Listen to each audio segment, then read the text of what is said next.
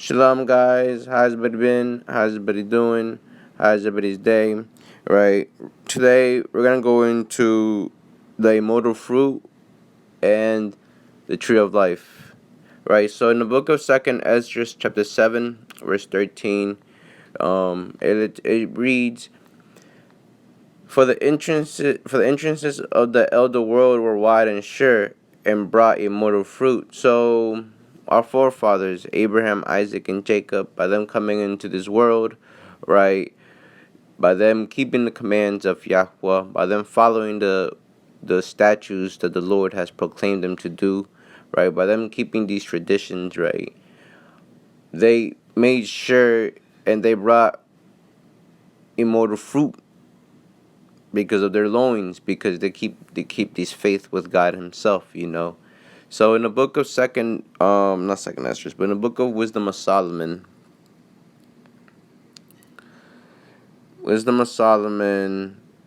chapter 1, verse 15.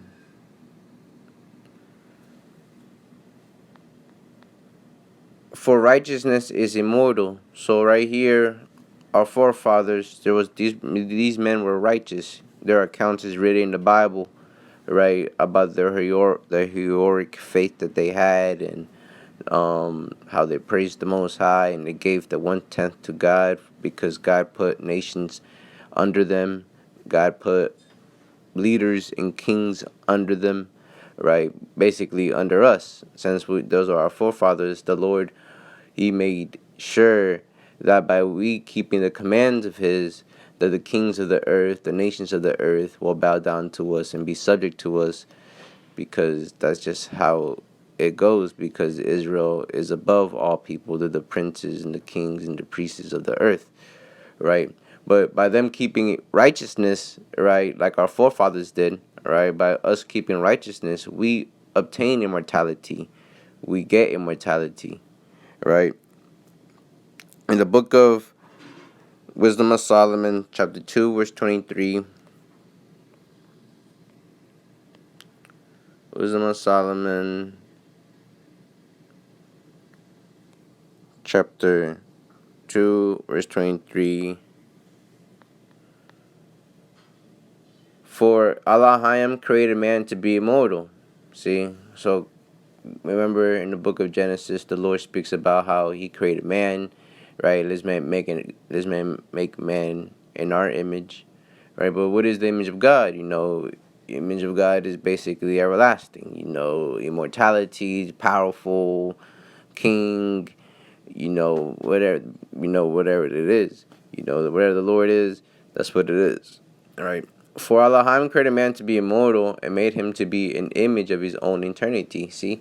So we are sort of that reflection of Him, but we understand that God is perfect, right? And we try ourselves to be perfect or strive for perfection or keeping His commands, or more so, basically, just to do the will of His, right? The Lord sometimes possesses people to do His commands, to do His bidding, right? So just go along with that, and the Lord says that by you doing so, then you should be well, because you're doing His will. He's not gonna put you at no harms.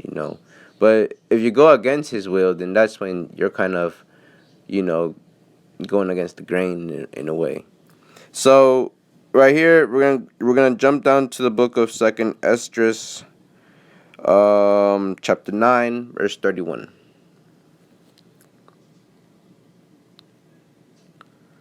Second Esdras, chapter 9, verse 31. Okay. For behold, I saw my law in you, and it should bring fruit in you, and he should be honored in it forever. So right here, the Lord tells Esdras, right, that He saw the law in us, right, or He saw the law more in Esdras, right, and it should bring fruit in you, and He should be honoring forever. But right here, this is future, because right here when we read this, we understand that He's speaking about us, because Esdras is a Levite. That makes him our brother. That makes him, you know, basically one of us. So if the Lord is telling him that, then that means it goes for us as well. You know. Um, right. So verse 32. But our fathers, which received the law, kept it not, and observed not the ordinance, and through the fruit of the law did not perish. Slack it. And though the fruit of the law did not perish, neither could it, for it was dying. So this fruit right here, this immortal fruit, right? Um, some of our forefathers didn't keep the commands of the Lord. They didn't do the ordinances of the Lord, right? But it did not put the fruit at harm. See, and though the fruit of the law did not perish, the fruit of thy law. So by you keeping the law of the Most High, it's like you supplementing yourself in this fruit, right? Whether you know it or not, this is what you're actually doing in a spiritual aspect. You are consuming this fruit of the Lord, and is bringing you to immortality, basically. And though the fruit of the law did not perish, neither could it, for it was thine, because it is the Lord's. Yet they have received it perish, because they kept not the things that was sown in them. So this fruit right here, right? Some of them received it, but it couldn't, yet they received it perished, because they kept not a thing that was sown in them. And lo, it is the custom, when the ground hath received seed, or the sea a ship, or any vessel meat or drink, that being perished wherein it was sown or cast into. So it was too much for them, basically. It was too much for them, right? Because what this fruit is the law of the Lord. So it's righteous, it's pure. You yourself have to be able to eat this fruit, but you yourself must be right within. You're just not gonna eat this fruit, right? Because this fruit right here is very special. It's the Lord, right? Okay. So in the book of Sirach, chapter 19, verse 19. Sirach 19, verse 19. Sirach 19:19. The knowledge of the Lord, see, the knowledge of the commandments of the Lord is the doctrine of life. So right here, where this fruit is sown in, is the doctrine of life, which is the commands of the Lord, right? You just following the traditions and ordinances of God, right? And they that do things that please him shall receive the fruit of the tree of immortality. So you doing the things that please the Most High, right? You get to receive this fruit of immortality. You get to eat of it, supplement yourself in it. The more you do so, the more wiser you increase, the more things you get. Immortality, basically, everything. Um, in the book of Wisdom of Solomon, chapter 8, verse 17. Wisdom of Solomon, chapter 8, verse 17. Okay, right over here is we're gonna read. Now, when I consider these things in myself and ponder them in my heart, how to be allied unto wisdom is immortality. So, by you being wise, right, by you understanding the Lord and you keeping the commands of the Lord, you get to align yourself with wisdom, right? The spiritual aspect of the Lord, which it comes out of his breath, and she is your sister, and she basically goes through all things and passes all things through her righteousness, right? So when she supplements with you is because you're a righteous person. You understanding the Lord. The Lord's more so giving you a plethora of knowledge of his, so that's what makes you a little bit wiser, because your discernment becomes stronger, your judgment becomes sharper. You get to understand things at a spiritual level, right? But yeah, again, your body is subject unto a carnal level base, but through the spirit you get to somehow put the spirit above the body, so therefore you can discern things sharply.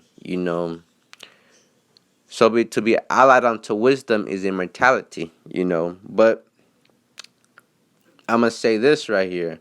for the nations of the earth, they themselves can also receive a portion of wisdom. Right? Because in the book of Genesis, chapter 27, verse 29, right? Or it might be 29, verse 27. No, it's 27, verse 29. See, let people serve thee. So, let people serve thee, and nations bow down to thee. Be Lord thy brethren, and let not thy mother's son be, and let thy mother's sons bow down to thee. Cursed be everyone that cursed thee, and blessed be he that blesseth thee. So, by the nations bowing down to thee, and by them serving you, by you letting them serve you, and you letting them you being lord over them and stuff like that, right? By the families of the earth, right? You being lord over them, right? And it can't, and it, right, and by them blessing you, and by them blessing you, right? You you get to bless them. See, but that's where wisdom comes in, because the understanding is wise to bow down to the ordinance of the Lord, like in Romans chapter 13 verse 1 tells you, right? Let everybody be subject unto the ordinance of the Lord. So our blessing from our forefather Jacob, this is our blessing right here, which is to be Lord over people, right? By us being Lord over people, we get to bless them and they get to bless us. So by them choosing the path of the Lord and commands of the Lord and the ordinances of the Lord with us, right? They themselves are aligning themselves with wisdom. By them aligning themselves with wisdom, they can also partake in such cases of the immortal fruit if it's done by the Most High's will, right? The Most High says that He can do whatever He chooses to do and whatever pleases Him. So if you do what the things that please the Most High, then therefore there's nothing for you to worry about, because all you're doing is the will of the Lord, right? So once again, let people serve thee, nations bow down to thee. Be Lord thy brethren, and let thy mother's sons bow down to thee. Cursed be everyone that curseth thee. Blessed be he that blesseth thee. Because to the nations, right, Israel gets to bless the nations. Through Israel, the nations get blessed. Every nation understands this is because of Israel, they're being blessed. Is only done by Israel. Okay, so right here, we're going to the book of Revelations then. The book of Revelations, chapter 22. Revelations, chapter 22, verse 1.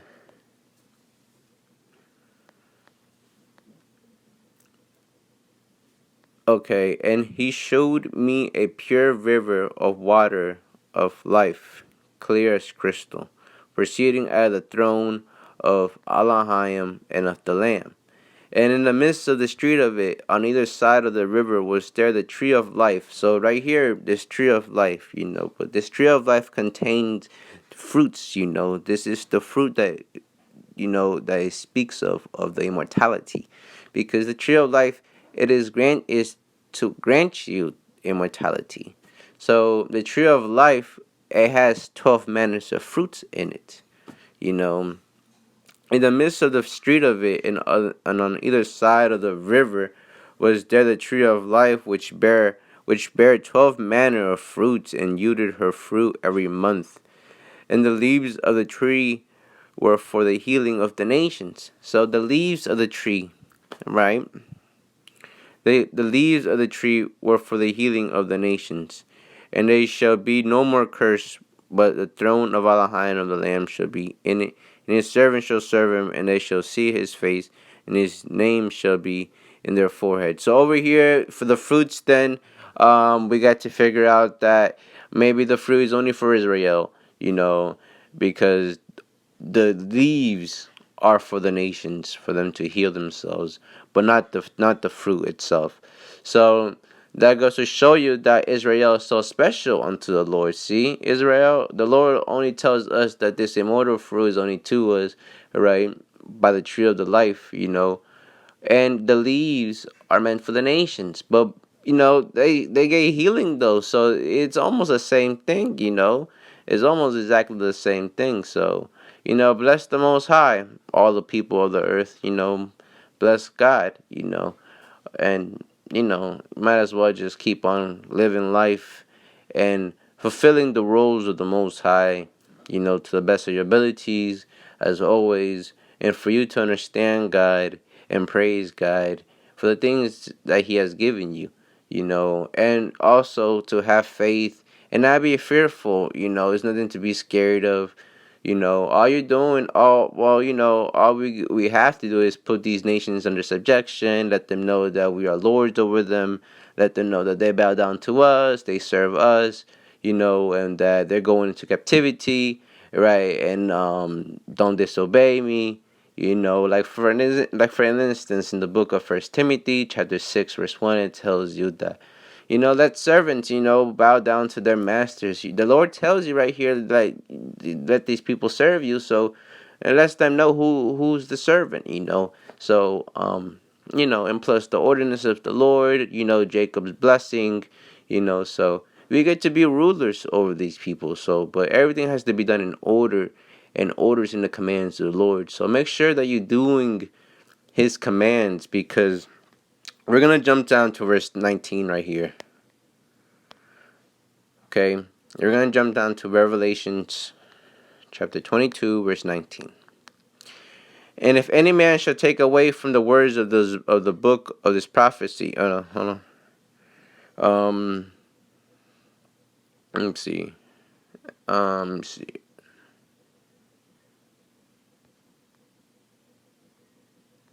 Okay. Okay, right here is verse 14. Slakia, verse 14. Blessed are they that do His commandments. See, blessed are they that do His commandments, and that they may have right to the tree of life, and may enter in through the gates into the city. For without are dogs and sorcerers and whoremongers and murderers and idolaters, and whosoever loveth and maketh a lie. So right here we have blessed are they that do His commandments. See, commandments on who? The commandments of Yahshua, commandments of Hamashiach, right? The Melchizedek, the priesthood, right? Bowing down to Him, right? Understanding that He is the God of everything.